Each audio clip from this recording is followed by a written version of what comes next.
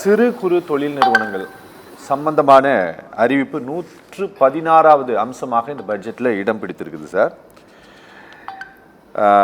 ஒரு 10 லட்சம் சிறு குறு நடுத்தர நிறுவனங்களுக்கு 2.5 லட்சம் கோடி ரூபாய் கடன் வழங்கப்படும் அப்படின்ட்டும். நீங்கள் இந்த ஆண்டு காஞ்சிபுரம் மாவட்டம், திருமுடிவாக்கம், அப்புறம் விழுப்புரம் மாவட்டம், கரூர், திருச்சிராப்பள்ளி, மதுரை, உங்கள் ஊர், ராமநாதபுரம், தஞ்சாவூர், இங்கெல்லாம் ஒரு 9 இடங்களில் 398 ஏக்கர் பரப்பளவில் 366 கோடி ரூபாய் மதிப்பீட்டில் புதிய தொழிற்பேட்டைகளை உருவாக்கப்படுங்கிற அறிவிப்பை வெளியிட்டிருக்கிறாங்க. இதன் மூலமாக ஒரு 17,500 பேருக்கு வேலைவாய்ப்பு பெறும்ட்டு. சார், இதை தாண்டி உங்களை ஈர்த்திருக்கக்கூடிய அறிவிப்புகள்னு ஏதாவது இருக்கா இதில்? வணக்கம் சார். இப்போ இந்த பட்ஜெட்ல தொழில் சார்ந்த அறிவிப்புகள் அப்படின்னு பார்க்கும்போது வரவேற்கத்தக்க சில அறிவிப்புகள் இருக்கு சார். நிச்சயம் குறிப்பா சொல்லணும் அப்படின்னு சொன்னா, இன்னைக்கு வந்து இண்டஸ்ட்ரியல் ரெவல்யூஷன் 5வது தலைமுறை நோக்கி போயிட்டு இருக்கு. இண்டஸ்ட்ரியல் ரெவல்யூஷன் 5.1 சொல்லுவோம். சரி. அதுல வந்து இப்ப ஆர்டிபிஷியல் இன்டெலிஜென்ஸ்ங்கிற செயற்கை நுண்ணறிவு காலம் தொடங்கி இருக்கு. அது நம்ம எல்லாருக்குமே தெரியும்.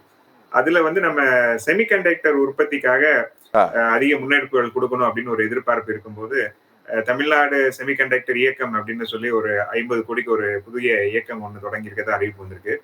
அது மட்டும் இல்லாம அந்த செமிகண்டக்டருக்கான ஒரு தொழில்நுட்ப பூங்காவும் கோவையில சூலூர் பல்லடத்துல தொடங்குறதா அறிவிப்பு வந்திருக்கு. கண்டிப்பா இது வரவேற்கத்தக்க விஷயமா இருக்கும். சரி. இது போக மதுரையில, கடலூர்ல வந்து ஒரு காலணிகளுக்கான தொழில் பூங்கா, ஃபுட்வேர் இண்டஸ்ட்ரியல் பார்க் அறிவிச்சிருக்கிறாங்க. திருச்சியில ஒரு இன்ஜினியரிங் இண்டஸ்ட்ரியல் பார்க் அறிவிச்சிருக்கிறாங்க. புதுக்கோட்டையிலையும் ஒரு 200 ஏக்கர்ல வந்து ஒரு தொழில் பூங்கா தொடங்குறத அறிவிச்சிருக்கிறாங்க. ஒசூர்ல டைடல் பார்க் 400 கோடியில அறிவிச்சிருக்கிறாங்க. நிதியமைச்சருடைய சொந்த மாவட்டமான விருதுநகர்ல முதல் முறையா ஒரு மினி டைடல் பார்க் என்று 50 கோடியில அறிவிச்சிருக்கிறாங்க. ஸோ இது எல்லாமே நிச்சயம் வரவேற்கத்தக்க விஷயமா தான் இருக்கும். தொழில் முனைவோர்களையும் பெண்கள் 1 லட்சம் பெண்களை வந்து தொழில் முனைவோர்கள் ஆக்குவதற்கான ஒரு திட்டம் அப்படிங்கிற ஒரு விஷயம் அறிவிச்சிருக்கிறாங்க. இது போக வந்து தமிழ்நாடு மேரிடைம் மேனுஃபேக்சரிங் பாலிசின்னு சொல்லி ஒன்று அறிவிச்சு, அதுல வந்து ஒரு 30,000 பேருக்கு வேலை வாய்ப்பை ஏற்படுத்துற மாதிரி ஷிப் பில்டிங், அந்த மாதிரி கப்பல் கட்டுமானத்துல சில திட்டங்கள் வந்து சென்னை மற்றும் கடலூரை வந்து மையப்படுத்தி அறிவிச்சிருக்கிறாங்க. நிச்சயம் இது எல்லாமே நீங்க சொன்ன அந்த திட்டங்களை தவிர்த்து இது போன்ற அறிவிப்புகள் எல்லாமே ஈர்ப்பு தரக்கூடிய விஷயமா இருக்கிறத நான் கருதுறேன் சார்.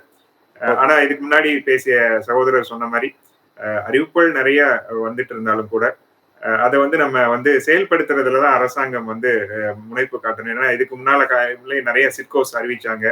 அந்த அறிவிப்புல சிப்காட் எல்லாம் கூட அறிவிச்சாங்க 2 வருஷத்துக்கு முன்னால. அந்த சிப்காட்ல இன்னும் தொடங்கப்படாம இருக்கு சில இடங்கள்லங்கிறத நம்ம மறுக்க முடியாது.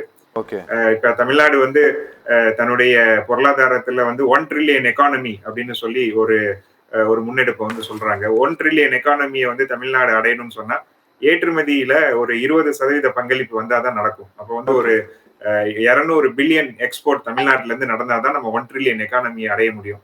ஆனா இப்ப தமிழ்நாடு வந்து 40 பில்லியன் தான் வருஷத்துக்கு எக்ஸ்போர்ட் பண்ற மாநிலமா இருக்கு. 5 மடங்கு அதுல நம்ம வளர்ச்சி அடையணும் அப்படின்னா ஏற்றுமதிக்கான வளர்ச்சிக்கான ஒரு கொள்கை எதுவும் அறிவிப்பாங்கன்னு எதிர்பார்ப்பு இருந்தது.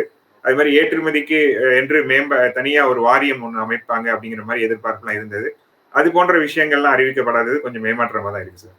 Okay sir. ஓகே சார், நீங்க இதுல குறிப்பிட்டு சொல்ல நினைக்கக்கூடியது அல்லது சுட்டி காட்ட விரும்புவது ஏதாவது இருந்ததுன்னா சொல்லலாம் சார். ஏன்னா நம்ம க்ளோஸ் பண்ற டைம் ஆச்சு, மேடம் வேற பேசணும். கண்டிப்பா சார். தமிழ்நாடு அதாவது இது எதிர்பார்ப்புகளை பூர்த்தி செய்ததா இந்த தமிழக பட்ஜெட் அப்படின்னு நம்ம பேசிட்டு இருக்கோம். ஆனா இன்னும் ஒரு வருஷத்துல வந்து சட்டமன்ற தேர்தல் வர இருக்கிற காலத்துல எதிர்ப்புகளை சமாளித்ததா இந்த தமிழக பட்ஜெட் அப்படிங்கிற ஒரு தலைப்புல நம்ம பேச வேணும், கட்டாயம் இருக்கு. நிறைய துறைகள்ல வந்து நிறைய எதிர்ப்புகள் இருக்கு தமிழக அரசுடைய செயல்பாடுகள்ங்கிறத மறுக்க முடியாது. சிறு தொழில் நிறுவனங்கள் பாத்தீங்கன்னா நிறைய இன்னைக்கு லட்சக்கணக்கான நிறுவனங்கள் இன்னைக்கு மூடப்படுதுன்னு முன்னாடி பேச சகோதரர் சொன்னாங்க.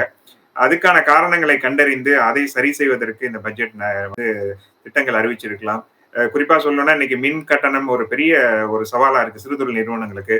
அதுல வந்து இப்ப அவங்களுக்கு வந்து அவங்களே வந்து இன்னைக்கு சோலார் போன்ற உற்பத்தியை செய்து அவங்க வந்து செய்யறது தயாரா இருந்தாலும் கூட நம்மளுடைய தமிழக மின் வாரியம் வந்து அதற்கு முழுமையான ஒத்துழைப்பு கொடுப்பதில்லைங்கிற மாதிரி குற்றச்சாட்டு இருக்கு. அதெல்லாம் சரி செஞ்சிருக்கலாம்.